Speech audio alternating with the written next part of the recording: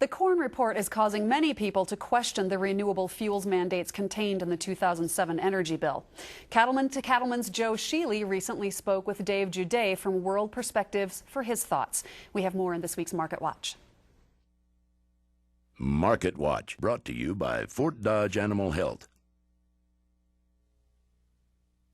Well, the new renewable fuel standard, which passed as part of a ethanol biofuels bill in December, basically takes the mandate to incorporate biofuels into our motor fuel supply in the U.S. almost to an absurd level. I mean, we have $5 corn, $9.50 wheat, and $13 soybeans right now based on ethanol production of 7 billion gallons. This new bill more than doubles the corn ethanol to 15 billion gallons. It mandates that we use cellulosic ethanol made from biomass feedstocks. It's not commercially done yet we're still mandating it, and all that land has to come from somewhere, and most of that's going to come from pasture and hayland, and that's going to take about 64 million acres.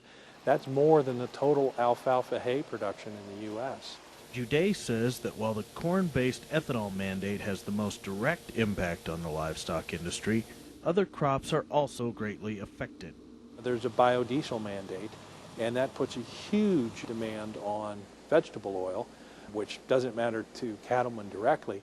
But when you consider that over the past 20 years, the formula has been 2.5 to 1 in price for soybeans to corn, and we've got this huge new demand. 1/3 of total vegetable oil in the U.S. supply is mandated to be used in biodiesel.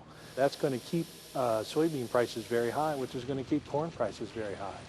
Because of this market pressure, Juday says cattlemen shouldn't expect grain price relief anytime soon.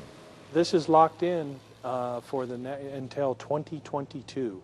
So we have 14 more years of this for the demand. Now it may phase in quicker. That's what happened with the first energy bill. But yeah, a lot of the long-term predictions are for corn to stay at $3.50 to $4 for the next 10 years. But even with all these challenges, Juday is still optimistic when it comes to U.S. livestock production. Now the one small silver lining is that, we are the most efficient livestock feeders in the world. And that advantage doesn't go away comparatively to other folks. As long as there's a demand for fed grain beef, it's still cheaper here. That's why 500,000 Canadian feeder cattle come down and 6.5 million feeder pigs come down to the U.S. It's cheaper to feed them here than Canada. But when we start putting that kind of stress on the whole infrastructure, you wonder how long that it can keep up and can continue to grow. You can read more about the corn report by visiting our website at cattlemantocattleman.org.